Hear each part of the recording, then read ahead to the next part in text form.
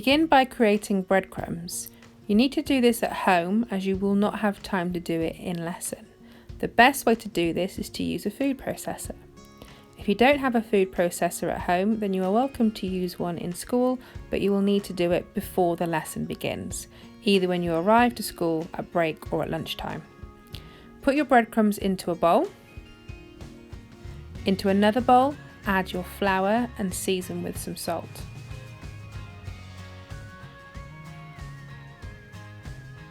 Into a third bowl, add your eggs and beat lightly with a whisk. These 3 ingredients will be used to coat the chicken. So line them up next to each other. Put your flour nearest your chicken, then the eggs, then the breadcrumbs. Put your baking tray after your breadcrumbs. The key to this recipe is to get your work area organised before fully starting. Preheat your oven to 190 degrees Celsius. Line a baking tray with a sheet of greaseproof paper.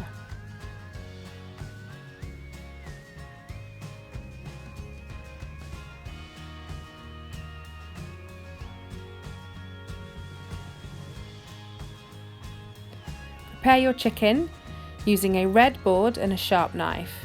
Remove any skin first, and then dice your chicken into evenly sized cubes. Make sure they're nice and even in size so they cook at the same rate in the oven.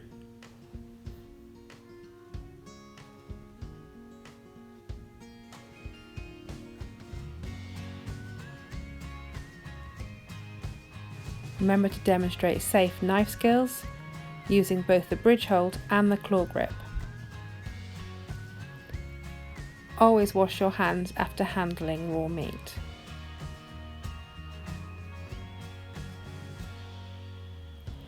Start to coat your chicken. Take a cube of chicken, coat it in flour. Then put it in the egg and completely coat it, and then finally cover it in breadcrumbs. Place it onto your baking tray. Spread them evenly out on the baking tray so they cook at an even rate in the oven. Once you have coated all the pieces of chicken, throw away any leftover breadcrumbs or flour into the bin and dilute any leftover egg in water and pour down the drain. The flour and breadcrumbs cannot be used for anything else as they have been in contact with raw meat. Once you've coated them, place them in the oven and leave for 25 to 30 minutes. Once they're cooked, leave them to cool. Check that all the pieces are cooked thoroughly in the middle. Do this by checking the biggest piece.